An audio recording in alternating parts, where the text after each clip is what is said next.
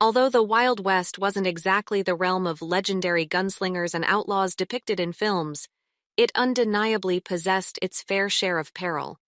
In a land where law enforcement was often distant and ineffective, criminals thrived, and individuals were compelled to assume responsibility for their own safety, with chilling outcomes. Remember to hit the like button because it helps us a lot. Don't forget to subscribe to the channel and press the notification bell to not miss the upcoming interesting video. The People Under the Floor.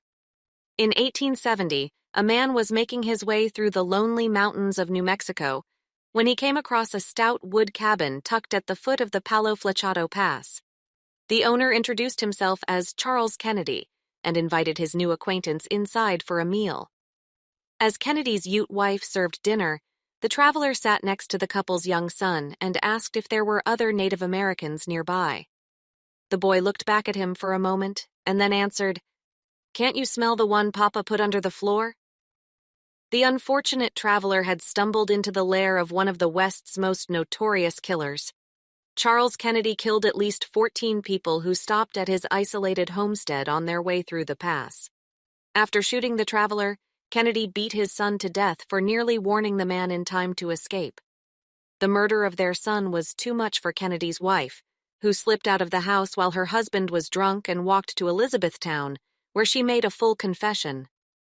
After unearthing the grisly evidence, the townsfolk dragged Kennedy behind a horse until he died, and then staked his severed head outside the local inn. Clay Allison's War Dance.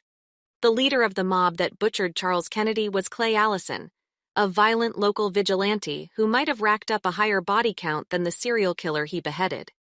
On one occasion, he tried to settle a petty dispute with a neighbor by digging a grave and proposing that they have a knife fight inside it, thus saving the effort of moving the loser's body. Allison gained notoriety as one of the deadliest participants in the Colfax County War, a massive land dispute that caused up to 200 murders. At the start of the war, Allison organized the lynching of a local constable he suspected was moonlighting as an assassin.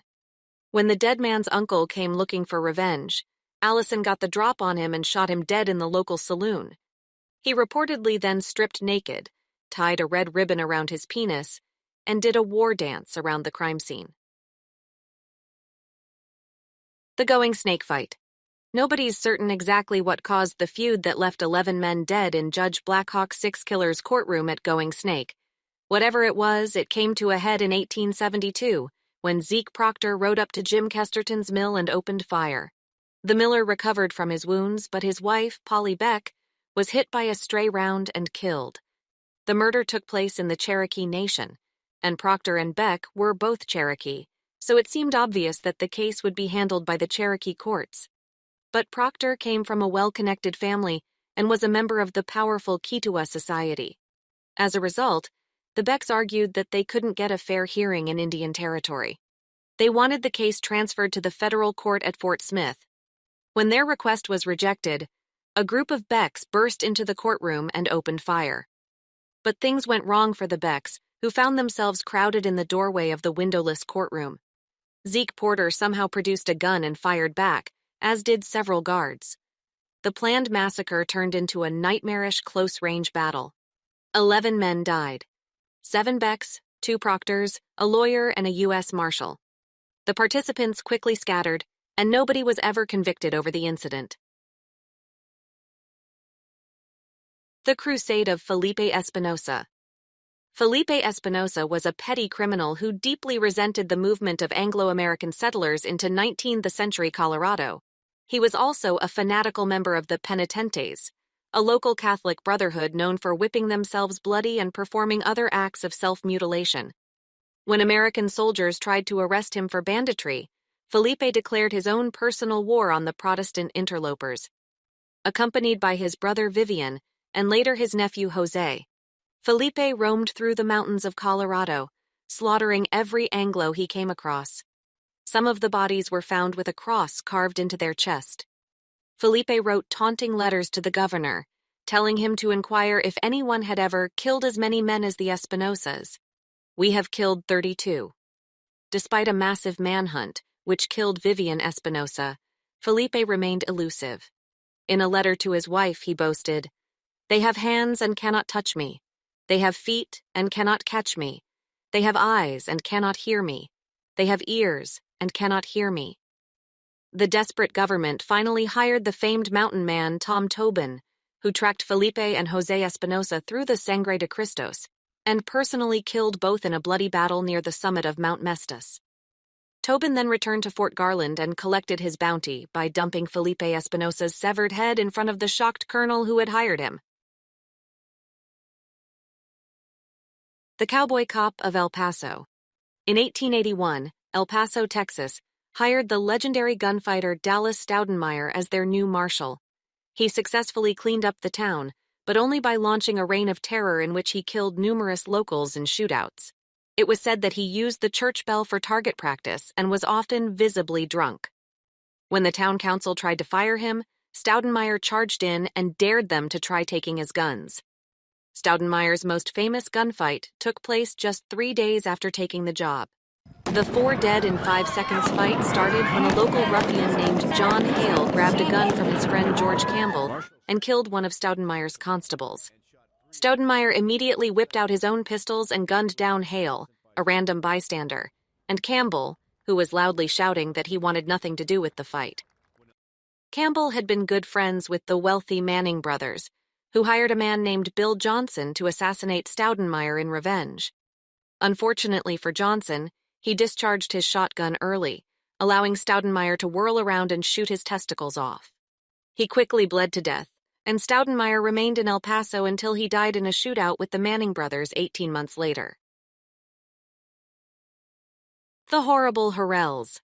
The Harrell brothers were a nightmarish family of cowboys who carried out some of the Old West's worst atrocities. In 1873, they murdered 5 policemen in a Texas bar and fled to Lincoln County, New Mexico. Shortly after they arrived, Ben Harrell drunkenly gunned down yet another lawman, only to be murdered in turn by a local posse. Ben's killers were mostly of Mexican descent, and the remaining Harrells decided to take revenge on the entire Hispanic community. The ensuing race war started with the murder of 2 Mexican Americans on the Harrell Ranch. A few weeks later, the Harrells burst into a wedding reception and killed 4 guests.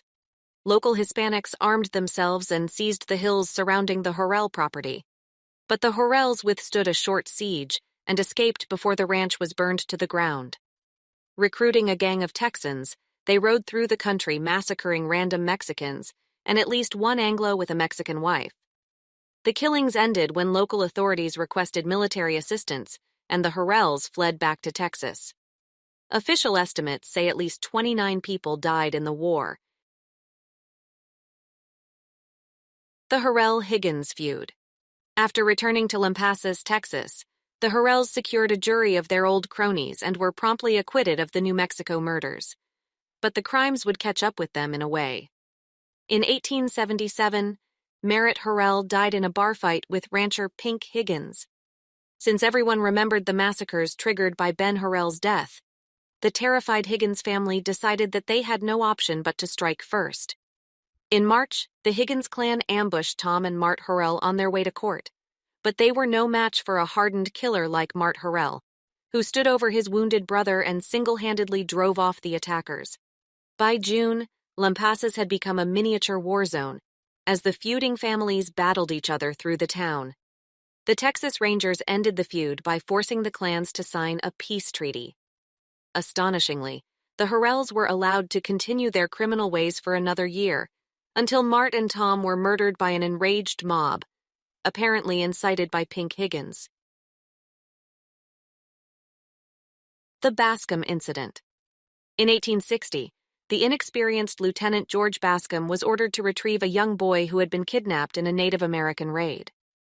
Bascom wrongly believed the Chiricahua Apache were responsible and rode off to find their leader, Cochise. Meanwhile, Cochise had no idea he was being hunted and simply rode into Bascom's camp for a visit one day, accompanied by his wife and son. A ridiculous conversation followed, with Bascom making all sorts of threats unless the boy was returned immediately, and a frustrated Cochise insisting that he didn't have the boy and therefore couldn't return him. Bascom then announced that he was taking Cochise and his family prisoner, at which point Cochise whipped out a knife, sliced through the side of the tent, and sprinted out of the camp with bullets whizzing around him. Bascom still had Cochise's wife and son hostage, so the Apaches attacked a wagon train, tortured 8 Mexicans to death, and kidnapped 4 Americans as bargaining chips. However, Bascom stubbornly refused to make the trade unless the kidnapped boy was included. In a fury, Cochise slaughtered his hostages and retreated. After some consultation, the Americans hanged most of their own hostages and likewise retreated. The ensuing war lasted a decade and killed thousands. The death of Mangus Coloradas. The brutality of the war sparked by the Bascom Incident can be seen in the death of Mangus Coloradas. While the American Civil War raged, the Apaches drove white settlers out of most of southern Arizona. However, reinforcements began arriving as the war in the east wound down, and it became clear that the Apaches couldn't hold out forever. Cochise's father-in-law, the great chief Mangus Coloradas, decided to try to negotiate peace. When the chief rode up with a flag of truce, General Joseph West immediately had him arrested. He then took the guards aside and told them that the old murderer has left a trail of blood for 500 miles on the old stage line. I want him dead or alive tomorrow morning, do you understand? I want him dead. That night, the guards entered the room where the chief was being held, tortured him with red-hot bayonets, scalped him with a cooking knife, and then shot him dead while trying to escape. The war would rage for several more years.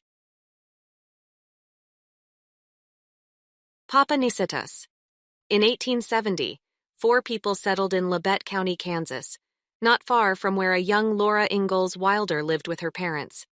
They called themselves the Benders and claimed to be a family, although the exact nature of their relationship would later be questioned. Ma and Pa Bender spoke only German, but their children were fluent in English, and the family soon turned their 1-bedroom shack into a small inn. They were rumored to practice magic, and Kate Bender became popular locally as a fortune teller and spiritualist. In the years that followed, settlers began to vanish while traveling through Labette County. Body parts began to turn up in the countryside, but nobody knew who to blame.